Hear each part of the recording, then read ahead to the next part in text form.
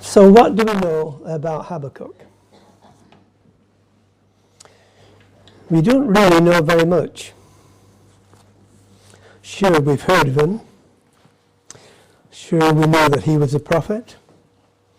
And he has this little prophecy in the Bible.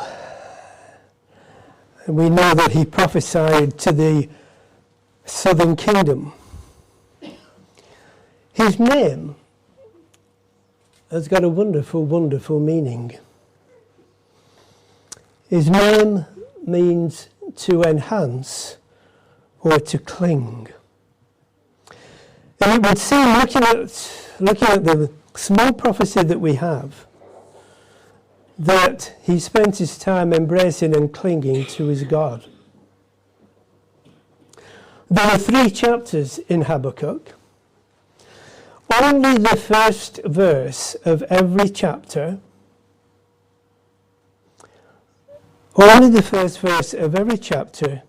is not a time when he is either speaking to God or God is speaking to him. There are 3 verses in the whole in the whole of the prophecy where Habakkuk and his God are not in a sort of prayerful conversation. And Habakkuk, by this means, seems to be rather different than most of the other prophets, in that most prophets speak to men from God. It seems that for Habakkuk, it's the other way around. He's speaking to God on behalf of men. We had a geography lesson this morning from Jim. We're having a bit of a history lesson this evening. It's about the same. It's about the same part of the world that Jim was talking about this morning. You will recall that before 900 BC, there was one nation of Israel. Saul was the first king. David was the next king. Then David's son Solomon was the next king of the whole of Israel. And then during the reign of the next king, which was Rehoboam, the kingdom divided into a northern kingdom and a southern kingdom.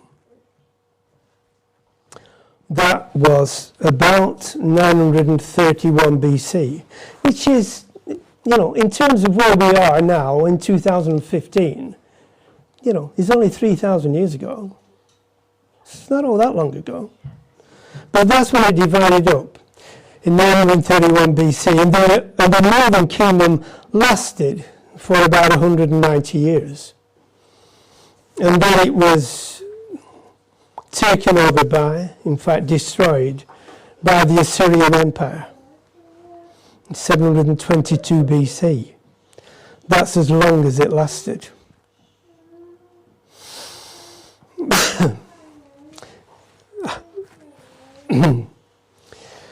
The Assyrian Empire lasted for some time. Lasted till 612 BC. But then it was wiped out by the Babylonians.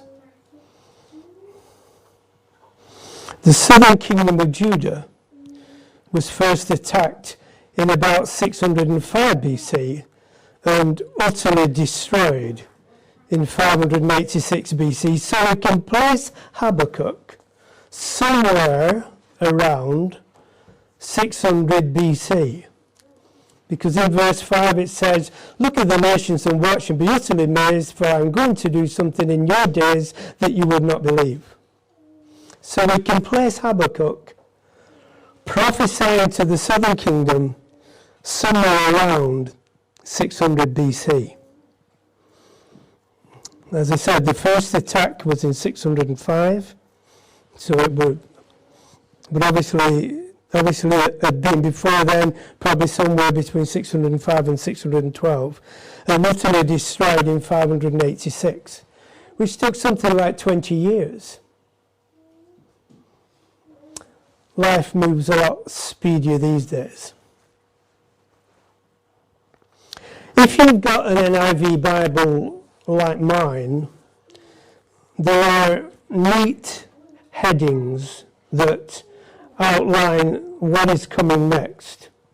They're not part of the script, they're not part of the Holy Writ, but they are helpful headings that sort of help along the way. The first one is headed just above verse 2 and to the end of verse 4, Habakkuk's complaint. And then the next one from verse 12 to chapter 2 and verse 1, Habakkuk's second complaint. I don't disagree with what has been written there as an advisory sort of guide, but we do have to be careful of how we use the word complaint. Habakkuk was not having a moan to God on 2 occasions, either a bit of a moan or a lot of a moan. Habakkuk was sincerely, seriously concerned about his country. He was seriously concerned about the southern kingdom. He possibly prophesied in Jerusalem. That is not known for sure. But had he done, then he would have obviously come across Jeremiah, and he would certainly have come across Zephaniah as well, who both actually prophesied around that time in Jerusalem. I don't know what your view is of Old Testament prophets. I wasn't sort of brought up in the same Sunday school as you were. And when I left Sunday school, I suppose, I had the view that the prophets of the Old Testament, whether they be the major ones or the minor ones, as we refer to them, only because of the length of the prophecy, I had the view that they were old men. In fact, I probably had the view that they'd always been old men. But if you look at the beginning of Jeremiah, when he is called by God and told to get out there and prophesy, his response is, but I'm only a child. I'm only young. I'm only a child. That's what it says. So when we look at some of these particular prophecies, we have to recognize that they weren't necessarily old, wise old men. Most of them would be wise young men. They heard the voice of God. They passed it on to the people as they were called and as they were led to do. As I said, in my Bible, these verses 2 to 4 are headed up as Habakkuk's complaint. What Habakkuk is basically saying to his God at this time is, why don't you do something? How long, O Lord, must I call for help, but you don't listen, or cry out violence, but you do not save? Why don't you do something? And then when it comes to the verse number 12, when it's been revealed to Habakkuk what is going to happen, then his answer is, or his question to God is, no longer, why aren't you doing something? It's, why are you doing it this way? Why do you have to do it this way? Habakkuk is concerned about the nation. He's concerned about its sin and its violence, so that even the law is perverted. He could not get used to the sin. But at the same time, he believed that God would do something about it. Otherwise, he would not have spent the time in prayer. And as I looked at this, I've obviously thought of our day and age and the world that we live in, with this country that we live in. And I have to say, are we sensitive to sin?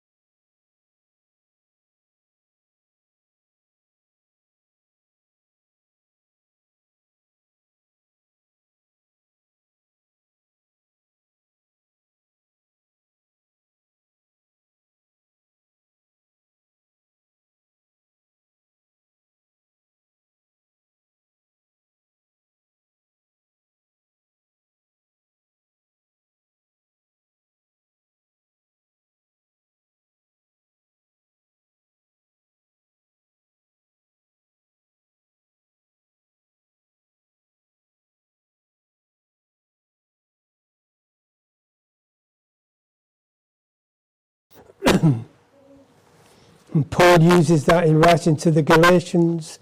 It's used in the book of the Acts.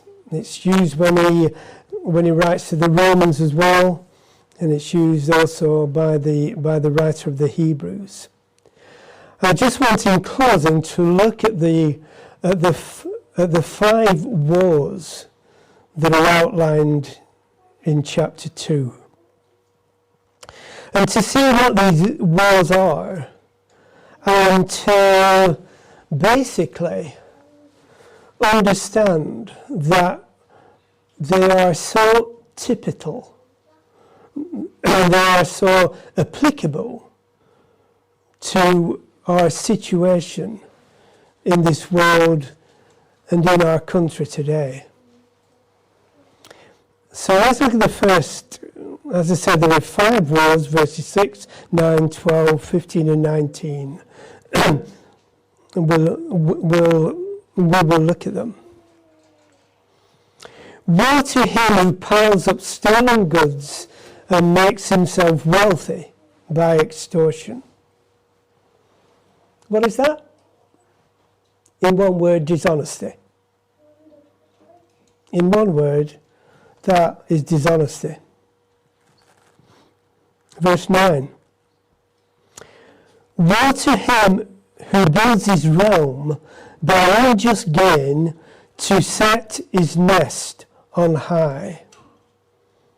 One word for that? Well, or 2 words. Self-assertion. Self-assertion. Setting one's nest on high. We are living in days when you can go on a self-assertion course, especially if you're not very assertive, because that's what they're all about. Or that we could just be ourselves. That would be good. Verse 12. Woe to him who builds a city with bloodshed and establishes a town by crime. One word, violence. Have we ever lived in a more violent society? Verse 15. Woe to him who gives drink to his neighbours, pouring it from the wineskin till they are drunk, so that he can gaze on their naked bodies. You will be filled with shame instead of glory. One word for that, inhumanity. Inhumanity. Apparently these days, it's possibly always been the case, but it seems more obvious these days, war is not war in total unless accompanied with it is a bout of inhumanity. Verse 19. Well, we'll start at verse 18. Of what value is an idol since a man has carved it, or an image that teaches lies? For he makes it trust in his own creation. He makes idols that cannot speak. Woe to him who says to wood, come to life, or to lifeless stone, wake up. Can it give guidance? It is covered with gold and silver. There is no breath in it. In a word, idolatry. So in those 5 woes there, we have dishonesty, we have self-assertion, we have violence, we have inhumanity, we have idolatry. The Medes and the Persians ultimately absolutely destroyed the Babylonians.